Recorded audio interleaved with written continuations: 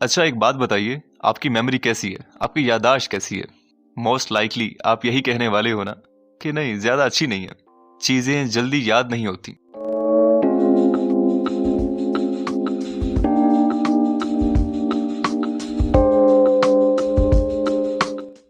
वैसे एक कमाल की बात है कि ऑलमोस्ट सबको यही फील होता है। कुछ अर्सा पहले मैंने एक बुक पढ़ी, moonwalking with Einstein by Joshua Foer. इसमें जोशुआ ने बताया कि कैसे वो एक आम जर्नलिस्ट से 2006 के वर्ल्ड मेमोरी चैंपियन बन गए। एक नॉर्मल एवरेज इंसान की याददाश्त मेमोरी कमजोर नहीं होती, बल्कि हमें मालूम नहीं होता, इस चीज की ट्रेनिंग नहीं होती कि चीजों को अच्छे से मेमोराइज कैसे किया जाता है। डेटा को, इंफॉर्मेशन को, इवन किसी भी चीज को याद करने के साइंटिफिक मेथड्स होते हैं। जोशुआ फौर भी इन्हीं मेथड्स को यूज करके वर्ल्ड मेमोरी चैंपियन बने। और हर वो इंसान जिसे हम समझते हैं कि उसकी मेमोरी बहुत शार्प है, उसकी याददाश्त बहुत अच्छी है, वो कहीं ना कहीं ये मेथड्स यूज कर रहा होता है अपने जहन में, अपने माइंड में। और अगर आप भी इन्हें अच्छे से समझ लो और यूज करो तो आप अपनी मेमोरी में एक इंस्टेंट चेंज देखेंगे। Number 1, memory palace. एक जमाना था कि जब इंसान दरिया के किनारे या जंगलों में रहा करता था। ऑब्वियसली तब उनके एग्जाम तो हुआ नहीं करते थे। लेंथी एसेज और सिलेबस को याद नहीं करना पड़ता था। न जाने तब वो ठीक तरह से कोई लैंग्वेज भी बोला करते थे या नहीं, या सिर्फ साइन लैंग्वेज में या इशारों में बात किया करते होंगे। एनीवे, जो भी हो, मगर एक बात कंफर्म है कि उन्हें अल्फाज को, वर्ड्स को याद नहीं रखना पड़ता था।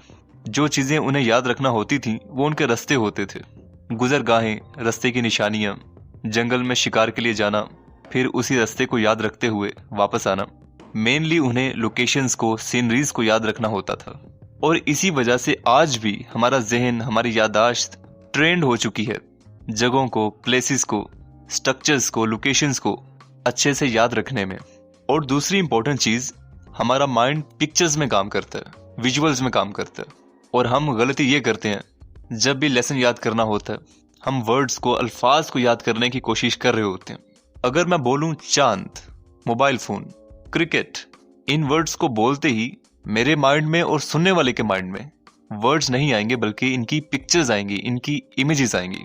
ये है पावर ऑफ पिक्चर्स। इसे यूज कैसे करना है और मेमोरी पैलेस को अप्लाई कैसे करना है वो देखते हैं। सबसे पहले आपने उन प्लेसेस को ध्यान में लाना है जिनसे आप बहुत अच्छे से फेमिलियर हैं, जैसा कि आपका घर, आपका institute, educational institute, school, college, university, और हर वो प्लेस जिसको आपने अच्छे से विजिट किया है और जिसके स्ट्रक्चर को आप अच्छे से जानते हैं।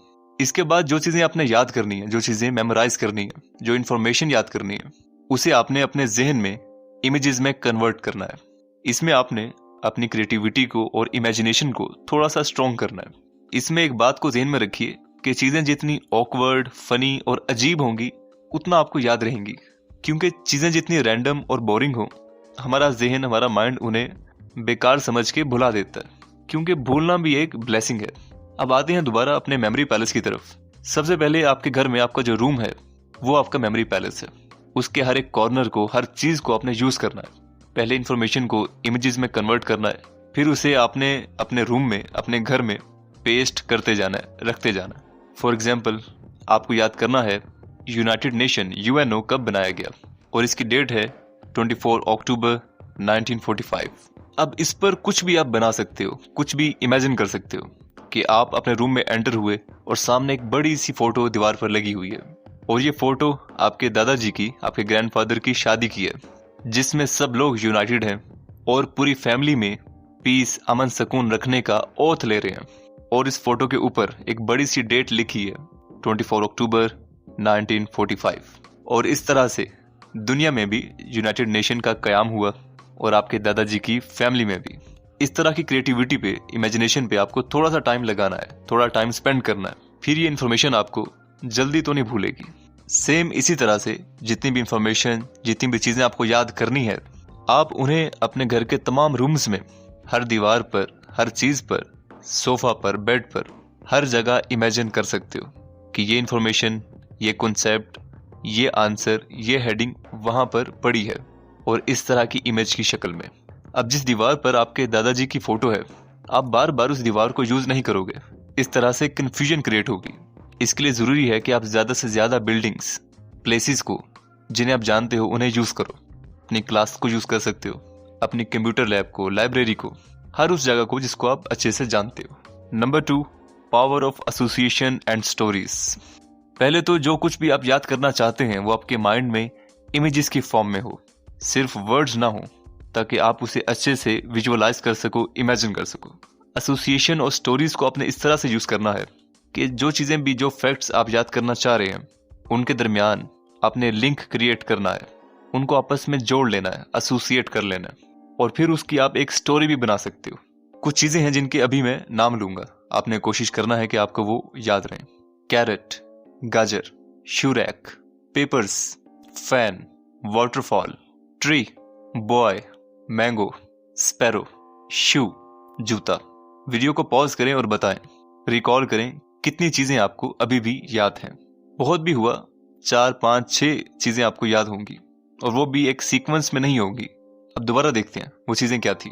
Carat, shoe rack, papers, fan, waterfall, tree, boy, mango, sparrow और शू, जूता। अब ये चीजें मुझे कैसे याद हैं या मैंने कैसे याद की? एसोसिएशन के साथ, स्टोरी के साथ, एग्जैजरेशन के साथ, यानी चीजों को बहुत बढ़ा चढ़ा के जहन में याद किया, इमेजिन किया। फर्स्ट ऑफ ऑल इमेजिन कीजिए आप शाही फोर्ट के सामने खड़े हैं और बाहर एक दरबान है। दरबान इंसान नहीं है बल्कि कैरेट है, गाजर है, और वो भी 10 फीट की, बहुत बड़ी, जायंट। आपने एंटर होना है, लेकिन आप इतनी बड़ी कैरेट देख के बहुत हैरान है। एंट्रेंस पर शूज अलाउड नहीं है। शूज आपने शू रैक में रखे, अपने शूज उतार दिए आपने। इसके बाद एंट्रेंस पर आपको पेपर्स दिखाने हैं। हो सकता है आपका पासपोर्ट हो, या इस वक्त आप मुगल डायनेस्टी में हैं, मुगलिया दौर में हैं, जहां आपको अपने आइडेंटिटी पेपर्स दिखाने हैं। अभी आप पेपर्स निकालने लगते हैं कि अचानक एक बड़ा सा फैन चलता है और पेपर्स आपके उड़कर दूर जा गिरते हैं। आप फिर हैरान होते हो कि इतना बड़ा फैन और इतना तेज चलाने की क्या जरूरत थी। देखो मेरे पेपर्स भी उड़ गए। पेपर्स उठाकर आप सबमिट करते हो और एंट्रेंस आपको मिल जाती है। एंटर होते ही दुनिया बदल जाती है। सामने आप देखते हो एक वाटरफॉल होता है, एक झरना होता है जिससे पानी गिर रहा होता है, और ये एक बहुत खूबसूरत नजारा है। उसके राइट पर आप देखते हो एक ट्री होता है जिसके नीचे एक बच्चा बैठा होता है, एक बॉय जो कि मैंगो खा रहा होता है, और बच्चे के साथ एक चिड़िया भी बैठी होती है जो कि बिल्कुल भी बच्चे से डर नहीं रही होती। ऐसे लगता है कि ये चिड़िया, ये स्पैरो बच्चे की दोस्त है। और जब बच्चे के पाँव पे ध्यान जाता है, उसके पैरों पे ध्यान जाता है, तो उसने अपना एक शू उतारा होता है, अपना एक जूता उतारा होता है। अब ये 10 चीजें हैं, इनको हम चाहें टॉप टू बॉटम और बॉटम टू टॉप भी याद रख सकते हैं, रिकॉल कर सकते हैं, क्योंकि अब ये हमारे पास एक स्टोरी की फॉर्म में है और सब चीजों को हमने एक दूसरे के साथ एसोसिएट कर दिया। चीजों को थोड़ा सा फनी, अट्रैक्टिव और एग्जैजरेट भी कर दिया। अगर हम इसे रिवर्स भी पढ़ना चाहें, रिकॉल करना चाहें, तो ये इस तरह होगा: shoe, sparrow, mango, boy, tree, waterfall, fan, papers, shoe rack और कैरेट।